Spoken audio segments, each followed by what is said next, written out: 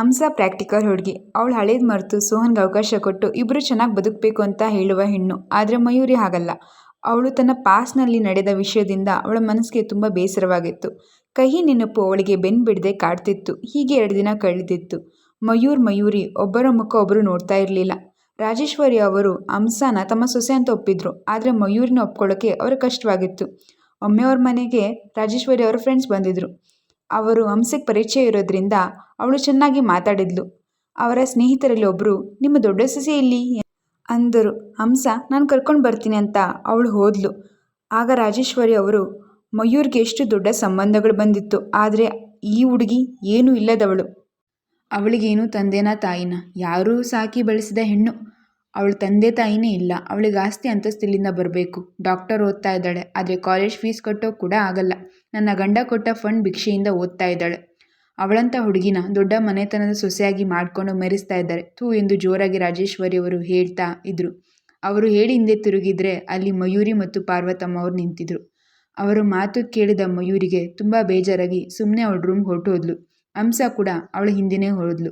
ಪಾರ್ವತಮ್ಮ ಅವರು, ಯಾಕೆ ರಾಜೇಶ್ವರಿ ಹಾಗೆ ಮಾತಾಡ್ತಿದ್ಯಾ? ಒಂದು ಕಾಲದಲ್ಲಿ ನೀನು ಕೂಡ ಬಡತನ ನೋಡಿದವಳೆ ತಾನೆ, ಮತ್ತ್ಯಾಕೆ ಈ ಮಾತು? ಅವಳು ನಿನ್ನ ಸೊಸೆ, ಅವಳನ್ನು ನೀನು ಮಗಳಾಗಿ ನೋಡ್ಕೋಬೇಕು ಅಂತ ಹೇಳಿ ಹೊರಟು ಹೋದರು.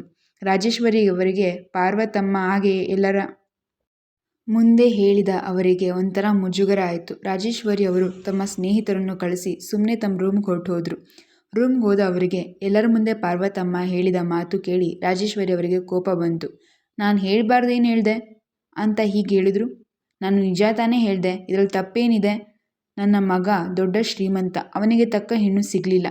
ಆ ಹುಡುಗಿ ನನಗೆ ಇಷ್ಟ ಇಲ್ಲ, ಮಯೂರ್ಗೆ ಕೂಡ ಇಷ್ಟ ಇಲ್ಲ ಅಂದರೆ ಅವನಿಗೆ ಡಿವೋರ್ಸ್ ಕೊಡಿಸಿ ಬೇರೆ ಮದುವೆ ಮಾಡ್ತೀನಿ ಅಂತ ಖುಷಿ ಪಡ್ತಾರೆ.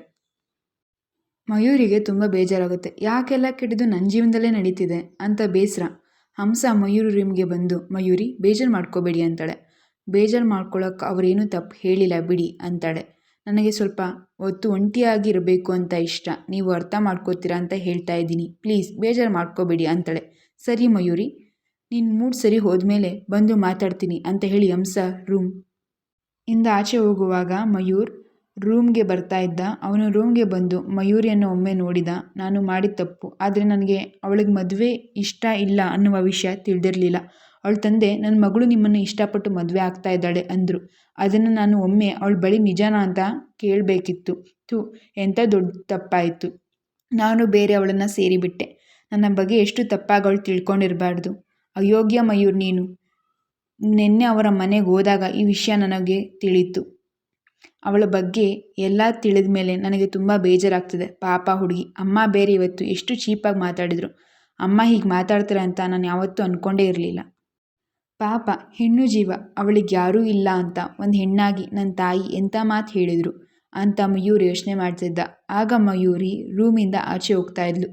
ಮಯೂರಿ ಅಂತ ಮಯೂರ್ ಕರೆದ. ಮಯೂರಿ ಅವನ ಕಡೆ ತಿರುಗಿದ್ಲು. ಏನು ಅಂತ ಕೇಳಿದ್ಲು. ಅವನು ನಿಮ್ಮ ಜೊತೆ ಮಾತಾಡಬೇಕು ಅಂತ ಅಂದ. ಅವಳು ಹೇಳಿ ಅಂದ್ಲು.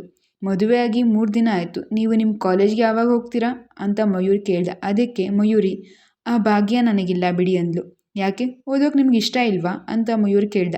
ಮದುವೆ ಅನ್ನೋ ಸಮುದ್ರದಲ್ಲಿ ಬಿದ್ದ ಮೇಲೆ ಹೇಗೆ ಓದೋದು ಅಂತ ಕೇಳಿದ್ಲು. ನೋಡು ಮಯೂರಿ, ನಾನು ಮಾಡಿದ ತಪ್ಪು. ನಿಮ್ಮ ತಂದೆ ಹೇಳಿದ ಮಾತು ನಂಬಿ ನಿನಗೆ ಮದುವೆ ಇಷ್ಟ ಅಂತ ನೀನು ಮುಟ್ಟಿಬಿಟ್ಟೆ. ಅದು ನನ್ನ ತಪ್ಪು. ಇನ್ನು ಮುಂದೆ ನಿನ್ನ ಎಂದೂ ಮುಟ್ಟಲ್ಲ. ನಿನಗೆ ಇಷ್ಟ ಇದ್ದರೆ ಜೊತೆಯಾಗಿ ಬಾಳು, ಇಲ್ಲ ಅಂದರೆ ನಿನ್ನ ದಾರಿ ನೀನು ನೋಡಿಕೊ. ಇನ್ಮೇಲೆ ನೀನು ಕಾಲೇಜ್ಗೆ ಹೋಗ್ಬೋದು. ಮನೆಯ ಯಾವ ವಿಷಯಕ್ಕೂ ತಲೆ ಕೆಡಿಸ್ಕೋಬೇಡ ಆಯಿತಾ ಎಂದು ಹೇಳ್ತಾನೆ. ಅವಳು ಇವನನ್ನು ನಂಬೋದಾ ಅಂತ ನೋಡ್ತಾ ಇರ್ತಾಳೆ. ನೋಡು, ನಾನು ಒಂದು ಸರಿ ಹೇಳಿದ್ದು ಯಾವತ್ತೂ ಬದಲಾಗಲ್ಲ ಅಂತ ಹೇಳ್ತಾನೆ. ಅವಳು ಸರಿ, ನಾನು ನಾಳೆಯಿಂದ ಕಾಲೇಜ್ಗೆ ಹೋಗ್ತೀನಿ ಅಂತಾಳೆ.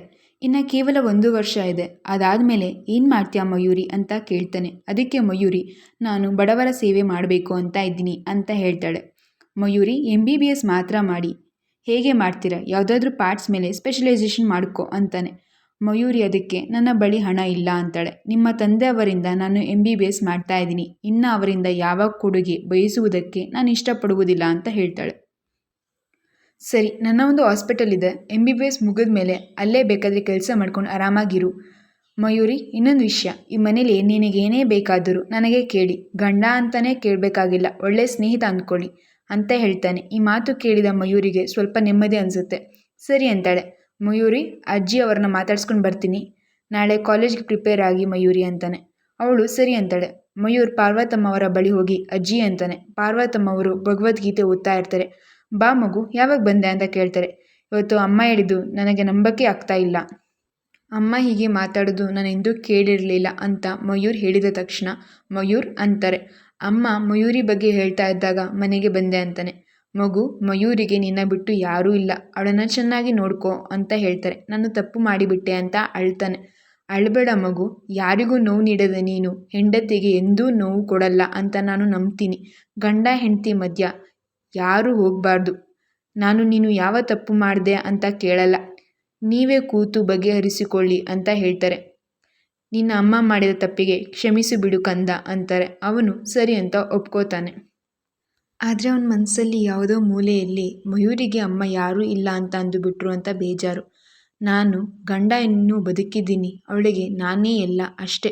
ಮದುವೆ ಆಯಿತು, ಅವಳ ಜೊತೆ ಸಂಸಾರ ಕೂಡ ಮಾಡಿದ್ದೀನಿ. ಇನ್ನು ಅವಳ ಮೇಲೆ ಕೋಪ ಮಾಡಿಕೊಳ್ಳೋದು, ಅವಳ ಮನಸ್ಸು ನೋವು ಮಾಡೋದು ಬೇಡ. ಕಟ್ಟಿಕೊಂಡ ಮೇಲೆ ಏನೇ ಬರಲಿ ಅವಳು ನನ್ನ ಹೆಂಡತಿ. ಆ ದೇವರು ನಮ್ಮ ಇಬ್ಬರನ್ನು ಜೋಡಿ ಮಾಡಿದ್ದಾನೆ. ಅವನ ವಿರುದ್ಧ ಹೋಗಿ ಅವಳನ್ನು ಬೇಡ ಅಂತ ಹೇಳಬಾರ್ದು. ಪ್ರೀತಿ ಪ್ರೇಮದ ಮೇಲೆ ನಂಬಿಕೆ ಇಲ್ಲ ನಿಜ, ಆದರೆ ದೇವರ ಮೇಲೆ ಖಂಡಿತ ನಂಬಿಕೆ ಇದೆ. ಅವಳಿಗೆ ಇಷ್ಟ ಇದ್ದರೆ ಜೊತೆಯಾಗಿ ಇರಲಿ, ಇಲ್ಲ ಒಂಟಿ ಜೀವನ ಅಷ್ಟೇ ಅಂತ ಮನಸ್ಸಿನಲ್ಲಿ ಅಂದ್ಕೊಂಡು ತನ್ನ ರೂಮ್ ಕಡೆ ಹೋಗ್ತಾನೆ.